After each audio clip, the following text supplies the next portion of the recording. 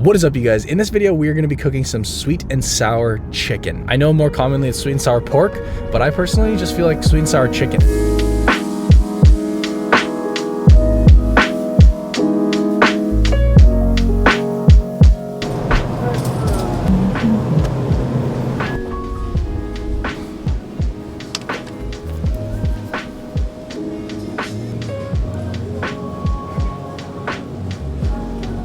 So strange, they only have brown eggs. I don't really care, but just everything they have is just brown.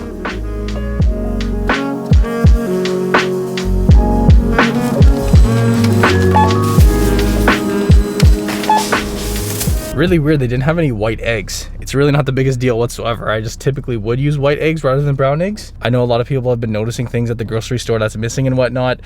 For the most part, everything's there here in Richmond, BC, but yeah. No eggs, no white eggs. Okay, so here's our ingredients for today, and it's relatively straightforward. I opted for chicken breast. Obviously, you can use other chicken, but we're going chicken breast, couple peppers, onions, and then a variety of sauce. And of course, you need the sweetness from the pineapple. I'd say you want to go for just about bite-sized pieces. Something similar to that. Really doesn't have to be perfect whatsoever. Just about like that is probably good.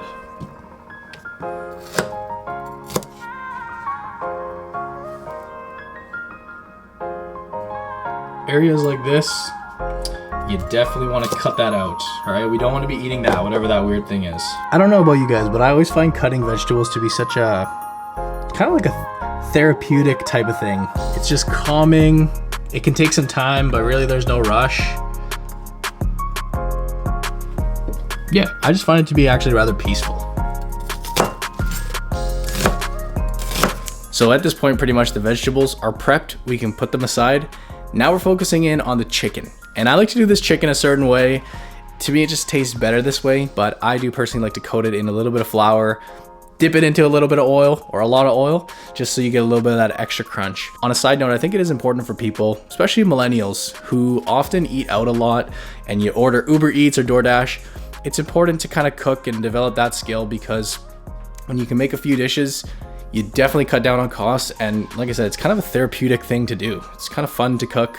Cleaning isn't as fun. Moving along into the chicken now, we're going to be beating it down with this hammer, this tenderizer, pounding it down just a little bit. I just recently started doing this when cooking meats, particular chicken and whatnot, and so far, I really like doing it, honestly. What I typically do is just get a piece of paper towel. Not sure if this is the proper way to do it, but this is how I do it. You give it a little cover, and then 1, 2, 3, boom, boom, boom, boom, boom, boom, boom, and boom. I think that's really all that it takes.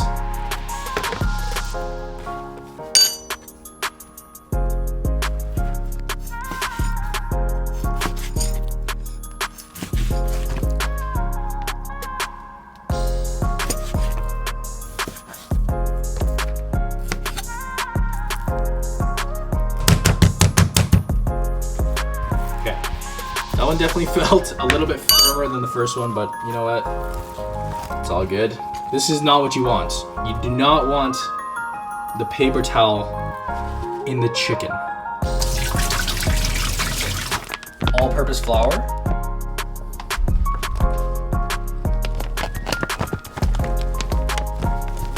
Doing this one-handed is surprisingly more difficult than you may think. Next up, we're gonna get 2 eggs and simply beat them up into this little bowl. Alrighty.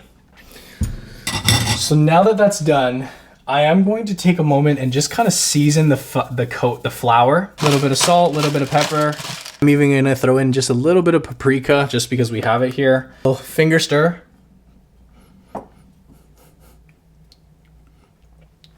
And there we have it. So this is where it can get a little bit messy, but this is definitely the fun part. Take your chicken, give it a quick little dunk in the egg bath. Looks a little something like this.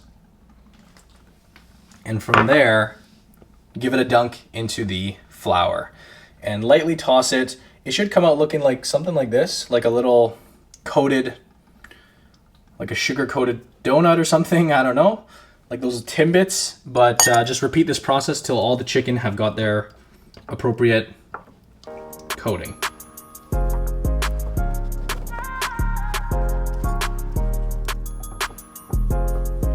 You want to make sure all parts of the chicken are coated, even if they have any cuts in between them. Some come out weirdly shaped. You got to get the hidden spots as well. Just give them a little dippy doo. So this is what it's going to look like at the end of the process. Weird fingers and stuff. But you know what? A quick rinse and we'll be all good. Coat your pan. I know you could dunk them all the way in, but personally, I'll just go for a coating of about that much. Maybe a splash more. I know, not great. Be a little bit hotter. That's probably pretty good. So you don't want to put too many in the pot at the same time, but at the same time, you don't want to take too much time. So it's about finding that perfect balance. And for me, I do lean on the side of putting more in than less. Ideally, we want these nuggets to finish golden brown. Should take maybe a couple of minutes, a few minutes, not that long because they're small pieces. But what you always want to do is just make sure you rip them open or cut them open just to check. You do have to sacrifice at least one, and I would suggest going for a bigger one. But if you cut that through, you'll see the nice, beautiful white meat. So that is like, that's what you're looking for. Let's see how it turned out. Woo! Oh, hot. But good. Really good.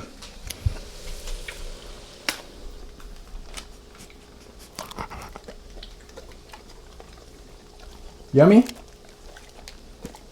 You want some more? Can you sit down?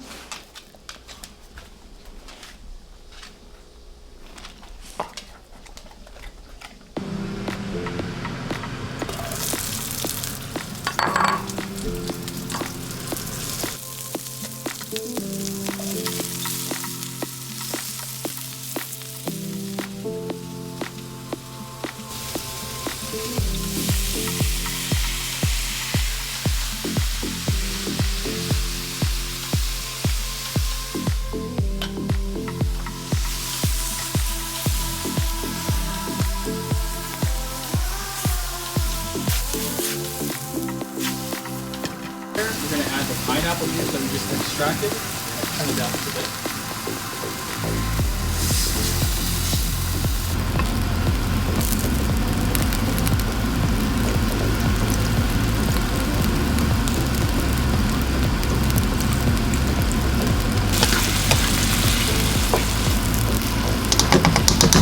A little bit of ketchup. Just a little bit of sweetness, but it's already pretty sweet, so you don't need that much. A little bit of apple cider vinegar. I know that may sound disgusting, but you know what? You need a little bit to kind of spice it up for a little bit of sour. You can always add more. So as you start to kind of see it come together, it will be very liquidy.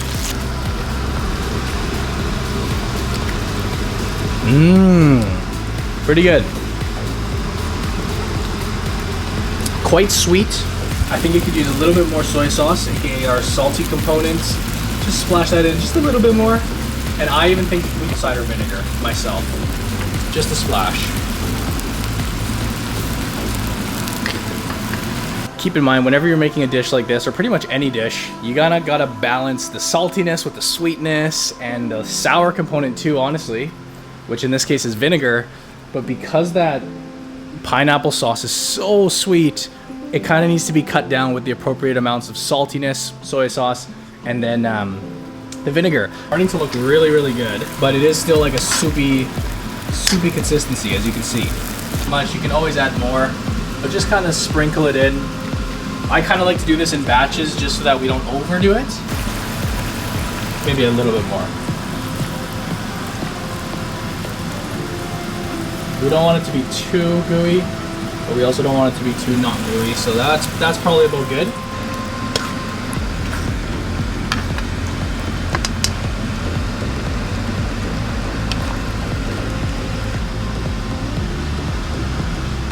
So that to me is much more at the consistency we want. It's still a little bit runny, but you know what? I think it should be okay. The last step is to add in our chicken, and I'm just gonna add a few handfuls of chicken here. We want to add this in as the last step, just so that they don't get too soggy. And we just want to go ahead and stir everything together.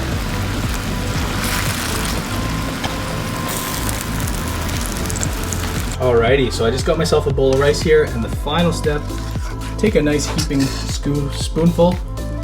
Make sure you get a little bit of sauce, make sure you get a little bit of everything, and just drizzle it on. You grab a little bit of extra sauce there at the end, just to kind of make sure we get nice flavor. As you can see, it got way more thick towards the end. Well, there is our finished product. Yeah, not a bad bowl. Haven't gone for an official taste test yet. I did put way more stuff in there relative to sauce, and I guess that was the mistake if I were to do it again. But let's go for an official taste test. I'd say it looks pretty good. But yeah, there's our first bite. Let's see how it goes. Still probably gonna be pretty hot.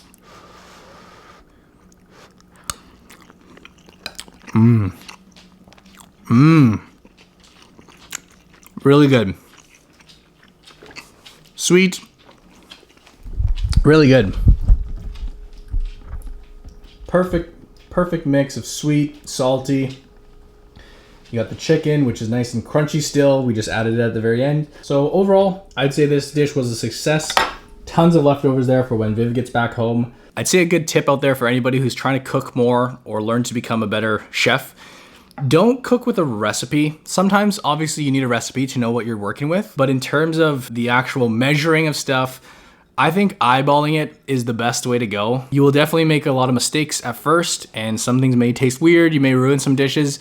But in general, I think if you're able to actually taste what the meal needs, rather than just relying strictly off of recipe and measuring cups, I think that's actually much better. When you start to understand what ingredients bring out different flavors, Asian food as a good example just incorporates a lot of the same ingredients over and over again. Soy sauce, oyster sauce, vinegars of some sort, some rice wine vinegar. It's all very, very interchangeable. And when you understand how the different ingredients kind of complement each other or work with each other, very easy to kind of tailor the meal to your taste.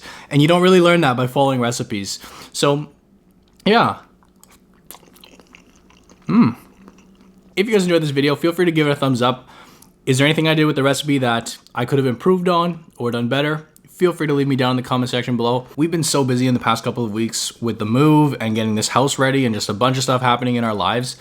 I haven't really had the chance to film too many YouTube videos on the main channel. I'm also doing a full refilm of the Investing Academy course. So the beginner course, which I made 3 years ago, don't get me wrong, it is still amazing. We have students going through there with glowing reviews.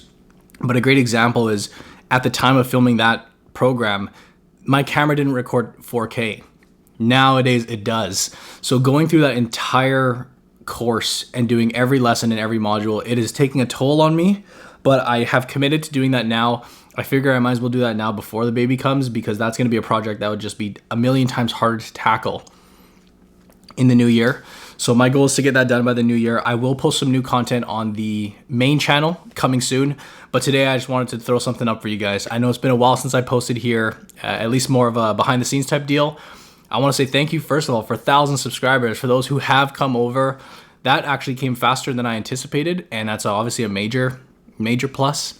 So thank you guys so much. If you didn't know, cooking is something that I actually really like doing. I'm terrible at filming cooking videos. In fact, this is the first video I've ever tried filming one-handed while cooking, and clearly it wasn't great. But you know what? If you guys enjoy more content like this, you can let me know, because I can definitely get better, and there's all sorts of dishes that I would love to just make. It's just fun. I love doing it. It tastes good. Just trying to make sure that I enjoy what I'm doing. You know, it's one thing to make money and to post the content that everybody wants, but it's another thing for, I think, the longevity of my life here on YouTube to do things that I have fun with. This was tricky, but I did have fun. So thank you guys for watching. Drop a thumbs up if you did. Leave some comments below if you did watch through. And yeah, subscribe to the second channel. See you guys in the next one.